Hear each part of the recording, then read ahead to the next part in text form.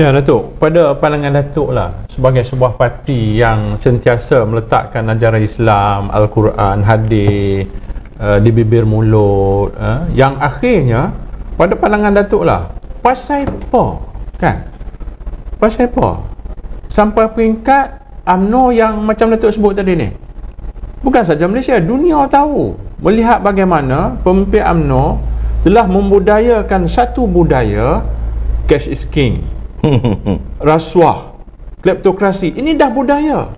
Budaya UMNO ni bukan saja daripada pimpinan, tetapi juga di kalangan pimpinan menengah, akar umbi, di bawah, dah jadi budaya.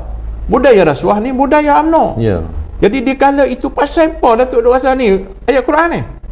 Pasal apa di kala duk baca ayat Quran duk masih lagi nak sungguh-sungguh ni? Pada pandangan Datuk, apa dia yang sebenarnya faham dia? Kalau kita lihat daripada apa yang diucapkan oleh pimpinan PAS satu ketika dahulu, antara lain maksudnya dibaca kepada kita ayat-ayat dan juga hadis, jangan kamu condong kepada kezaliman, nanti kamu akan disambar oleh api neraka. Sekarang tak baca ayat tu. Sekarang saya tak tahulah sebenarnya, tetapi yang pentingnya ialah apa tafsiran zalim. Zalim ialah meletak sesuatu tidak pada tempatnya. Jadi macam mana, saya pun tak faham. Dia cuba nak meletakkan kembali UMNO pada politik kuasa. Ini PAS nak angkat balik. Ni UMNO dah tersepuk, reput dah ni. UMNO dah mereput sekarang ni. UMNO dah mereput. Jadi PAS nak angkat. Sebelum ini PAS cuba angkat. Sebelum pilihan raya dulu, tetapi dia secara terang-terang, secara sulit, secara bersembunyi kerjasama yang mereka lakukan. Sekarang dah ternyata UMNO mereput dengan isu rasuah. PAS nak angkat. Hulur tangan. Sampai sekarang. Tetapi yang saya heran, UMNO tidak gembira dengan pelawaan PAS. UMNO tidak percaya. Saya tak tahulah pasal apa yang UMNO tak percaya. Mungkin saya anggap UMNO ni dia pun ceritahu, dia kata aku pun jahat, tapi hak ni lagi jahat dia lah. Mungkin sebab saya pernah ada seorang ahli parlimen, saya tak nak sebut, bila timbul satu isu sebelum ni, saya tak naklah ada membabitkan kawan-kawan ni, daripada ahli parlimen daripada UMNO. Dia kata itu kat saya UMNO ni lah, memanglah benda ni biasa lah, UMNO ni kerja duk cuba ambil ni. Tapi dia tatuk lebay ni, bila jadi menteri dia kata lagi teruk. Jadi UMNO ni bila dalam tawaran yang dibuat oleh PAS ni, yang masih nak bersama dengan UMNO menegaskan dia akan pergi Solo dalam pilihan raya. Tetapi PAS masih mengulangi, sebab PAS tahu bahawa dari segi kekuatan yang ada kepada PAS dan juga Perikatan Nasional, satu ni tidak cukup kekuatan untuk nak meraih jumlah undi yang besar bagi mempertahankan politik kuasa. Jadi dia nampak di sana bahawa UMNO ada kekuatan. Dia masih melihat UMNO ada kekuatan, sedangkan UMNO sudah mereput dengan isu rasuah. Dengan isu yang rasuah, dengan hukuman yang telah dilalui, yang sedang dilalui oleh bekas Presiden UMNO dan juga isteri, dan sekarang ni Presiden UMNO sedang melalui proses yang sama. Jadi PAS boleh lagi nak mengangkat, sedangkan macam yang Berhormat sebut tadi bahawa UMNO ni dah, rasuah ni dia sudah berakar umbi, bersilih ganti, masuk saja generasi baru dalam UMNO, generasi muda. Itulah budaya yang dibawa oleh UMNO. Jadi sedangkan sebelum ini PAS kata tak boleh lagi lah dengan UMNO ni, mesti matikan, benamkan dia. Mesti benamkan dia. Sebab dia sudah rosak. Jadi sekarang ni depa angkat balik UMNO untuk berada dalam politik kuasa. Ini yang rakyat harus lihat, bahawa ancaman baru kepada politik Malaysia sekarang ni ialah UMNO sedang diangkat oleh parti Islam, parti yang memperjuangkan Islam, parti yang sering mengungkap ayat-ayat Quran dan hadis Nabi sallallahu alaihi wasallam, untuk sekarang ni nak angkat balik parti korup yang telah merosakkan negara dan memberikan beban yang berpanjangan sampai sekarang, iaitu UMNO. Inilah dia yang sedang dilakukan oleh PAS. UMNO yang meruput Datuk. Ruput. PAS angkat balik. Ya. PAS angkat balik dan sekarang menjadi kerajaan semula. Kalah dah hari itu. Ya, sekarang jadi kerajaan. Ya. PAS bersama jadi kerajaan. Tapi dalam konteks kerjasama ni UMNO tolak PAS. Ya. Majoritinya tolak PAS. Hari-hari pimpinannya menyebut bahawa mereka akan pergi Solo dan seumpamanya. Nak kawan juga Datuk masuk satu usul Dewan Ulama. Ya. Melalui Dewan Ulama dibahas usul untuk kerjasama. Kekal kerjasama. Pergi kepada muktamar penuh. Akhirnya antara resolusi nombor 1 pun ni Datuk. Ya. Nombor 1 pun ni adalah mengekalkan kerjasama dengan UMNO. Jadi sekali lagi saya tak faham sungguh lah Datuk duk sebut tadi ni. Datuk nampak macam mana ni? Sungguh seperti rupa ataupun dia nampak dah kawan dia tak boleh harap dah. Ataupun dia nampak dah nanti kalau tembung 3 penjuru dia tak ke mana? Dia tak Datuk. Ya. Ya, itu bagi saya bahawa rakyat seharusnya melihat sekarang ni. Orang Melayu dan umat Islam ni seharusnya melihat bagaimana politik yang berbahaya yang dibawa oleh PAS ini sampai kepada peringkat sanggup untuk mengangkat UMNO yang dikenali sebagai parti yang korup, yang membawa budaya yang merosakkan. Rosaknya negara kita sekarang ini tak boleh kita meletakkan kepada orang lain melainkan kepada UMNO. Jadi jangan sampai kepada peringkat bahawa kita ada ruang pada pilihan raya akan datang untuk mengelak daripada ancaman ini, kita nak angkat balik parti yang telah merosakkan negara kita. Jadi bagi saya lah bahawa PAS sedang melakukan, macam saya sebutkan tadi, sekali lagi saya ulangi, PAS sedang melakukan sesuatu perbuatan yang mengkhianati masyarakat Malaysia, bukan sahaja orang Melayu dan orang Islam tetapi seluruh masyarakat Malaysia. Dan PAS harus dilihat sebagai ancaman baru kepada politik negara yang sampai kepada peringkat mereka sanggup untuk bekerjasama dengan orang jahat. Mereka sanggup bekerjasama dengan orang jahat. Saya bagi contoh paling mudah lah. Kalau orang mari Minang anak kita, Dr.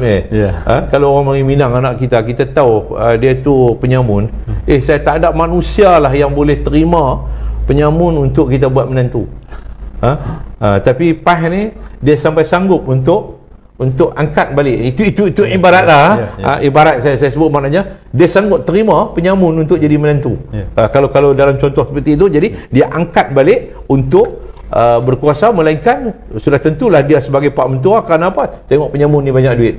Mungkin penyamun ni banyak duit, dia boleh buat menantu, kemudian dia boleh ambil duit penyamun tersebut. Ya, UMNO ni lah tu pilihan raya yang ke-14 dulu rakyat tolak dah. Ya. Macam kita duk sebut tadi, rakyat tolak, PAS angkat balik. Perintah balik. Perintah balik. Sekarang ni Perdana Menteri adalah UMNO. Kita tengok apa yang Perdana Menteri Datuk Seri Ismail Sabri sekarang ni, apa yang dia buat. Kita tengok beberapa indeks. Nak menunjukkan bahawa inilah Perdana Menteri yang paling gagal dalam sejarah negara. Kita ambil beberapa indeks.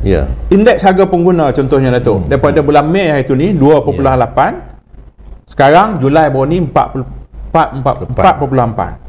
Inflasi daripada Mei 5.2, sekarang ni 6.9. Nilai ringgit Datuk, kemarin dulu 1 USD RM4.7 duit.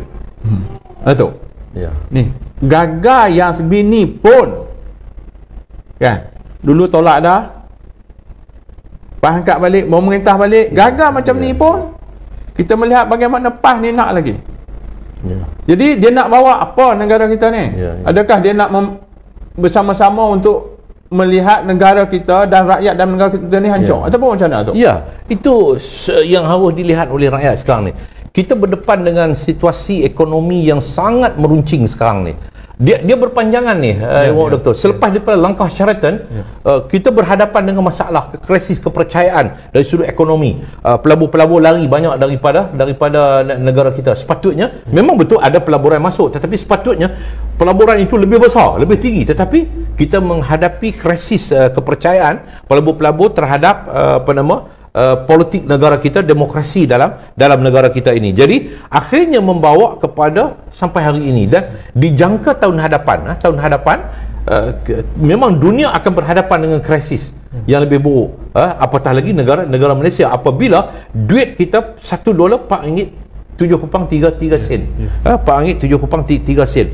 Bayangkan macam mana barang-barang import, sebab kebanyakan barang-barang bekalan makanan ini ialah daripada import.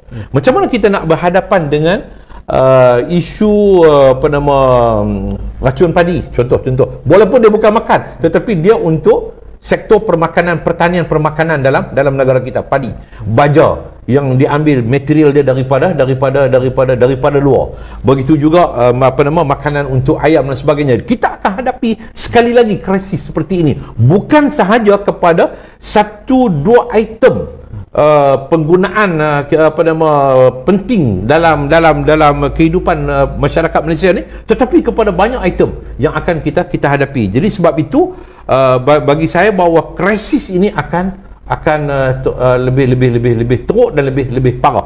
Dan ini menunjukkan PAS sendiri yang duk bercakap sistem ekonomi Islam, sistem keuangan Islam. Apa dia buat? Sampai duit jatuh RM7.3 duit. Apa PAS buat?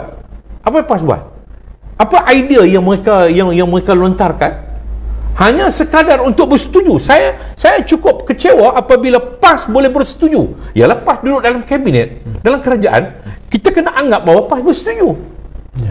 PAS bersetuju untuk OPR. PAS bahagian daripada kerajaan. PAS bahagian kerajaan. Dia boleh bersetuju. 3 kali naik, Datuk. 3 kali naik OPR. Yang akan membeban kepada dia peminjam yang sedia ada. Saya boleh bersetuju dengan OPR. Saya boleh bersetuju untuk nak mengekang masalah inflasi ini.